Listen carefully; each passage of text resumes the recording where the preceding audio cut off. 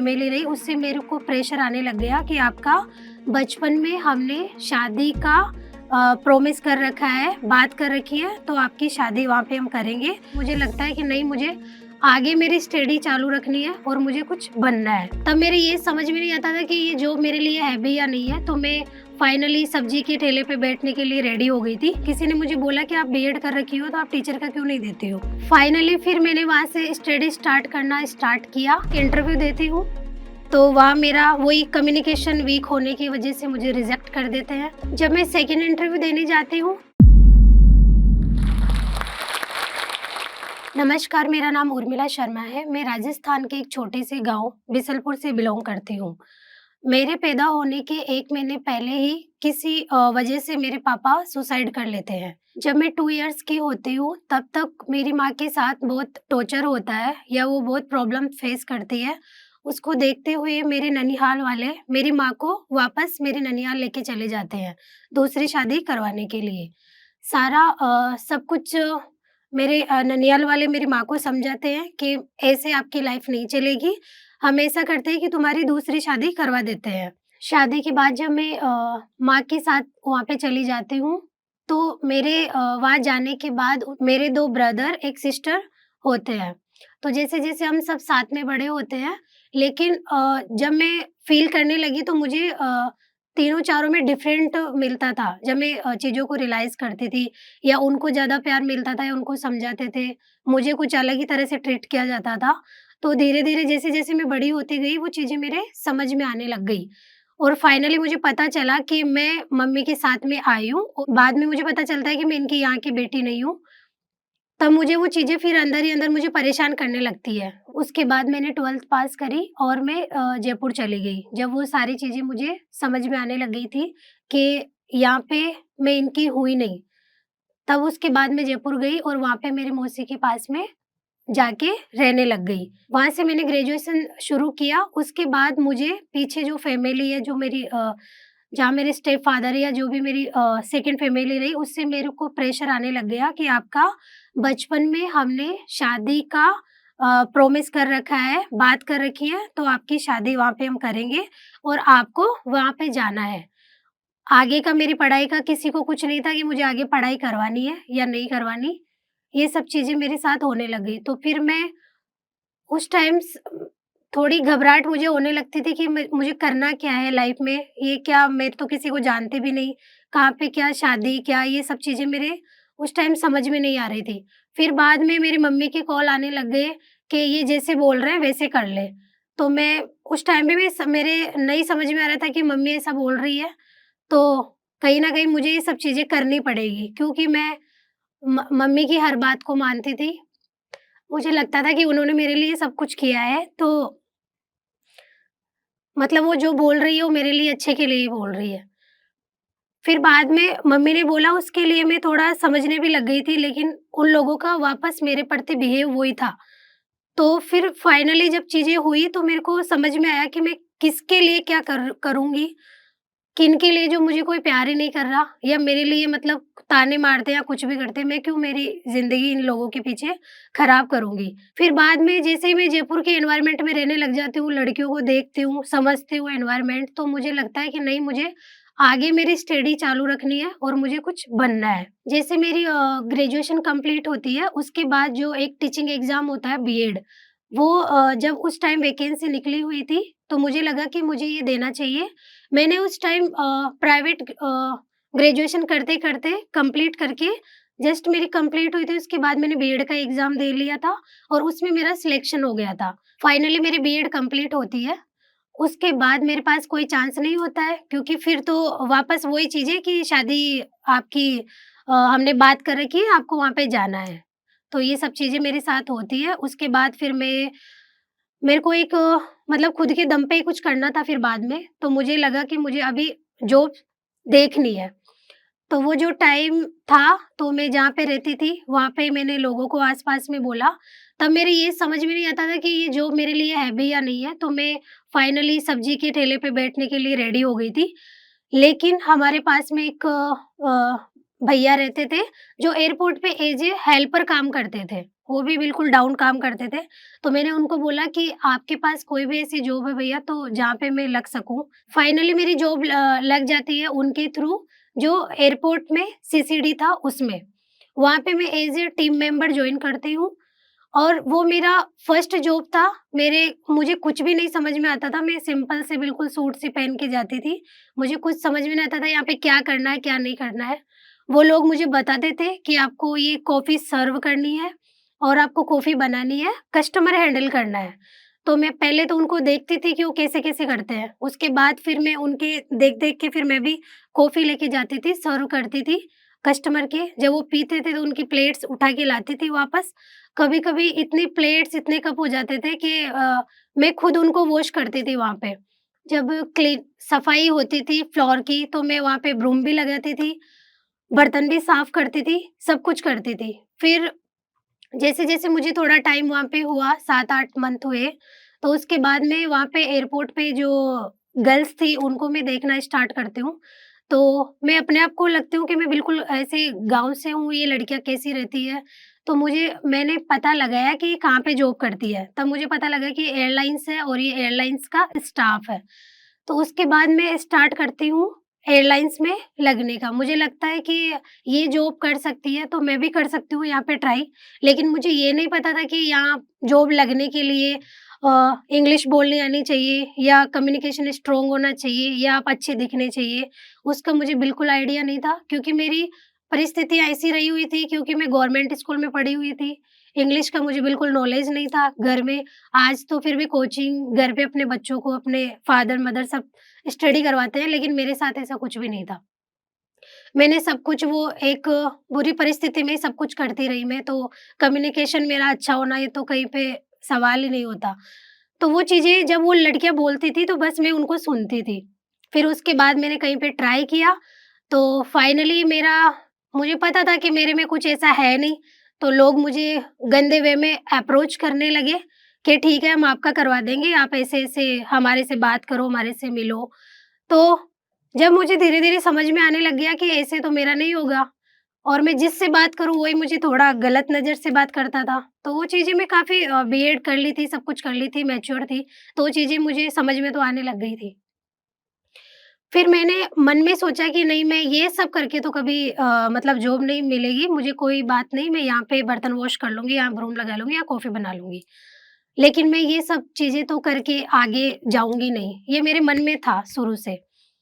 फिर उसके बाद मैं एक इंटरव्यू देती हूँ, तो वहाँ मेरा वही कम्युनिकेशन वीक होने की वज़ह से मुझे रिजेक्ट कर देते हैं। जब मैं सेकंड इंटरव्यू देने जाती हूँ, तो मेरा कम्युनिकेशन ठीक नहीं होने की वज़ह से वो मुझे फिर से रिजेक्ट कर देते हैं। वो बोलते हैं कि आप थोड़ा कम्युनिकेशन पे वर्क करो, देन उसके बाद वापस आना। फिर मुझे जो मेरे थोड़े 1-2 फ्रेंड थे, उन्होंने बोला कि आप कम्युनिकेशन पे क्लासेस जॉइन करो, तो हो सकता है उससे अच्छी हो जाएगी, सब ऐसे ही करते हैं। किसी की इतनी अच्छी नहीं होती है, लेकिन अब यहाँ पे रिक्वायर्ड है तो वो तो करना ही पड़ेगा। देन मैं जॉब के साथ-साथ कम्युनिकेशन क्लासेस जॉइन करती हूँ। मैं इवनिंग के टाइम जाती थी सीखने 1 आवर्स, वो मैं सीख के आती थी और मैं वो अप्लाई करती थी वहाँ पे बोलने के लिए कि मुझे मतलब बोलना आए। तो फाइनली फिर मेरा थर्ड इंटरव्यू होता है, उसमें भी मुझे फिर कम्युनिकेशन की वज़ह से वापस रिजेक्ट कर देते हैं। तो वो मैं कम्युनिकेशन पे ही वर्क करना स्टार्ट करती हूँ, फिर मैं कम्युनिकेशन को इम्प्रूव करती हूँ, तो फिर मैं 4th इंटरव्यू वापस देने जाती हूँ। तो ये सब मुझे करते-करते ऑलमोस्ट 1 ईयर से भी ऊपर हो जाता है, 2 इयर्स कंप्लीट हो जाते हैं मुझे कैफ़े कॉफ़ी डे में। 2 इयर्स के बाद जब मेरा 4th इंटरव्यू होता है, फिर वो मुझे एज़ ए स्टाफ सेलेक्ट नहीं करके एज़ ए इंटर्न सेलेक्ट करते हैं, जिसकी सैलरी होती है ओनली ₹4000 उसमें आपको 6 मंथ वर्क करना पड़ता है। आप अपने आप को दिखाना पड़ता है कि आप क्या कर सकते हो, क्या नहीं कर सकते हो या आप उसके काबिल भी हो या नहीं हो। तो मुझे उस टाइम जब मेरे को वो सिलेक्ट करते हैं तो मेरे को लोग बोलते हैं क्योंकि मुझे कैफ़े कॉफ़ी डे में उस टाइम 10,000 मिलते थे। तो मुझे लोगों ने बोला कि आप 10,000 छोड़ के आप 4,000 में क्यों जा रही हो? लेकिन मैं इंटरव्यू देती थी, मेरी मज़ाक बनती थी, सिलेक्शन नहीं होता था, तो मेरे माइंड में बैठ गया था कि नहीं मुझे मतलब एक बार जाना तो है इसमें, चाहे मैं कैसे भी जाऊँ। तो मैंने वो उस टाइम वो 10,000 छोड़ के और मैंने 4,000 में वहाँ पे जॉइन किया स्पाइसजेट एयरलाइन में मेरा हुआ, वहाँ पे मैंने जॉइन किया एज़ ए इंटर्न। उसके बाद मेरे काम को देखते हुए 6 मंथ बाद मेरा कन्फर्मेशन हो जाता है। फिर मैं एज़ ए स्टाफ बन जाती हूँ वहाँ पे एयरलाइन्स का, जहाँ पे मेरी सैलरी होती है 24,000। 4,000 से डायरेक्ट मेरा 24,000 होता है। और साथ ही साथ मैं आपको बता दूँ कि जब मैं वो जॉब कर रही थी, उस टाइम सिर्फ़ मैं अकेली थी, मेरे साथ मेरा सपोर्ट करने वाला कोई नहीं था। सब वहाँ का प्रेशर भी मैं झेल रखी थी, पीछे भी जो फैमिलीज़ की प्रॉब्लम्स थी, जो उनका जो बोलना था कि आप शादी नहीं कर रही हो या आप जा नहीं रही हो या हम जो बोल रहे हैं वो नहीं कर रहे हो, तो वो सारी चीज़ें मैं उस टाइम फेस कर रही थी। उस टाइम सिर्फ़ मैं अकेली थी, मेरे साथ कोई नहीं था। वो सब चीज़ें मेरे माइंड में कितनी मैं मेंटली परेशान थी, वो चीज़ें मैं शायद अभी आपको इतना बता नहीं सकती, लेकिन उस टाइम मुझे लगता था कि मेरा इस दुनिया में कोई नहीं है। और मम्मी भी बीमार रहती थी उस टाइम, तो मुझे वो चीज़ें भी कभी-कभी ऐसे अपने मन में आने लग जाती थी कि इनके कुछ हो गया तो मेरा क्या होगा? फाइनली वो सब मैं जॉब करती रही थी। फिर उसके बाद जब एक टीचिंग वैकेंसी निकली, किसी ने मुझे बोला कि आप बीएड कर रखी हो तो आप टीचर का क्यों नहीं देती हो? तब से मेरे दिमाग में मैंने लिया कि मैंने बीएड कर रखी है तो मैं टीचिंग का भी एग्ज़ाम दे सकती हूँ। लेकिन मेरी जॉब ऐसी थी जहाँ पे मैं वहाँ पर प्रिपरेशन नहीं कर सकती थी स्टडी की, क्योंकि वहाँ पे थोड़ा अलग एनवायरनमेंट था और स्टडी के लिए थोड़ा अलग एनवायरनमेंट चाहिए। फाइनली फिर मैंने वहाँ से स्टडी स्टार्ट करना स्टार्ट किया। थोड़ा-थोड़ा मैं पढ़ती थी, लेकिन मैं स्टडी के थोड़ा टच में आई, जो मैं सब कुछ भूल चुकी थी, क्योंकि मेरा सेक्टर अलग हो गया था, मैं एयरलाइन्स में आ गई थी। और जो बीएड होती है वो गवर्नमेंट टीचर के लिए अलग से होती है, जो मैंने उसी टाइम मेरी स्टडी के साथ करके छोड़ दी थी, लेकिन उसपे मैंने ध्यान नहीं दिया था कि इससे मेरा फ्यूचर बन सकता है। जब एग्ज़ाम बिल्कुल पास में आया, तो मैंने उनसे कन्विंस किया कि सर मुझे 2 मंथ की लीव चाहिए। मेरा पेपर है टीचर का, तो सर वो मैं देना चाहती हूँ। उन्होंने एक बार तो मना कर दिया था, लेकिन फाइनली मैंने उनको समझाया कि सर मेरा यहाँ पे फ्यूचर का सवाल है, तो उन्होंने वो चीज़ समझी और मुझे 2 मंथ की लीव दी। फिर उसके बाद में मेरी स्टडी स्टार्ट करती हूँ। वो जो 2 मंथ होते हैं उनमें मैं स्टडी अपनी खुद से स्टार्ट करती हूँ। जो मेरे पीछे वाले जो 3 मंथ के नोट्स थे, उनको मैं रीड करती थी, बुक्स पढ़ती थी, यूट्यूब पे लेती थी। क्योंकि कोचिंग की फ़ीस तो इतनी थी कि मैं दे नहीं सकती थी, तो मैंने खुद से ही अपनी प्रिपरेशन स्टार्ट करी थी। फिर उसके बाद मैंने एग्ज़ाम देके वापस मेरी जॉब वहाँ पे वापस जॉइन कर ली, जैसे ही मेरी लीव कंप्लीट होती है। फाइनली अभी जो लास्ट मंथ था मई, उसमें मेरा रिज़ल्ट आया। और मेरा जब रिज़ल्ट आया था, मुझे मेरे पास मतलब मेरे रोल नंबर भी नहीं थे। मेरे कज़िन ने मुझे कॉल करके बताया कि दीदी आपका सिलेक्शन हो गया है। तो उस टाइम मुझे नहीं मैं मतलब कुछ बोल भी नहीं पा रही थी, नहीं समझ में आ रहा था कि मेरा हो भी जाएगा या नहीं भी होगा। लेकिन हाँ, मुझे वो कुछ नहीं दिख रहा था कि मैं जॉब लगी, मुझे ये लगा कि हाँ, मेरी ज़िंदगी अ, आगे की जो है वो सेट हो गई। मुझे किसी से अब कोई किसी के आगे रोना नहीं पड़ेगा या किसी से जॉब के लिए बोलना नहीं पड़ेगा। जब मैंने मेरी मम्मी को बताया, तो मेरी मम्मी का भी जो रिएक्शन था वो एक दर्द भरा था, जो मतलब ना वो एक्सप्लेन कर सकती थी, ना मैं कर सकती थी। तो ये सब चीज़ें मेरे साथ में हुई। इसके बीच जो मेरा जो इसके जब मैं जॉब कर रही थी, तो उसके बीच में थोड़े टाइम पहले मेरे भी सामने ऐसा टाइम आया कि मेरी मम्मी के मतलब कच्चे घर थे और मेरे जो स्टेप फादर हैं, वो फाइनेंशियली थोड़ा कहीं पे फँस गए थे प्रॉपर्टी के चक्कर में। तो मेरी फैमिली की कंडीशन ऐसी हो गई थी कि मेरे से देखा नहीं जाता था। तो जितना मैंने कमाया, सब कुछ किया, मुझे लगा कि इनके लिए घर ज़रूरी है। थोड़े टाइम पहले ही मैंने उस कच्चे मकान को तुड़वा के मैंने एक नया मकान बनाया। और आज वो वहाँ पे रहते हैं।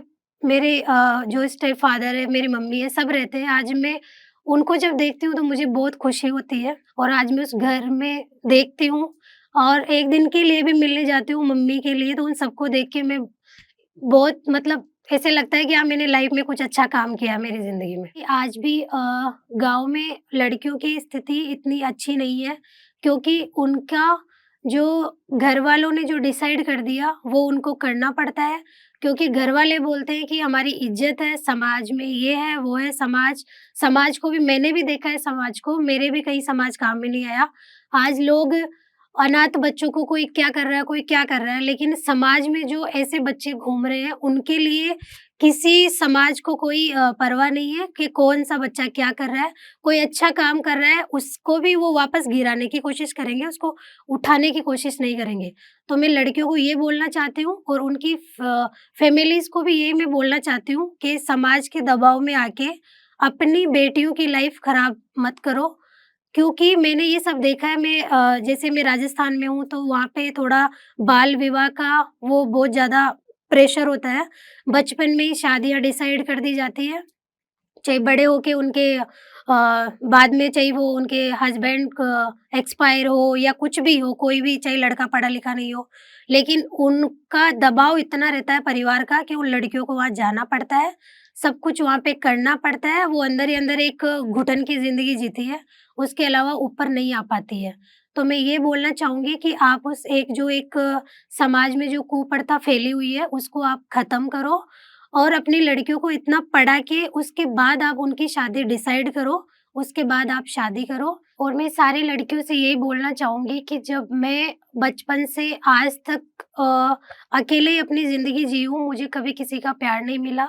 अगर ऐसी सिचुएशन में मैं इतना सब कुछ कर सकती हूँ, तो आप लोग भी कुछ भी कर सकती हो। और जाते-जाते मैं जो स्टॉक के प्लेटफ़ॉर्म को थैंक यू बोलना चाहूँगी, क्योंकि मैंने कभी नहीं सोचा था कि मैं यहाँ पे आके अपनी लाइफ़ को बता पाऊँगी। मुझे ये चांस दिया आपने, उसके लिए आपको थैंक यू।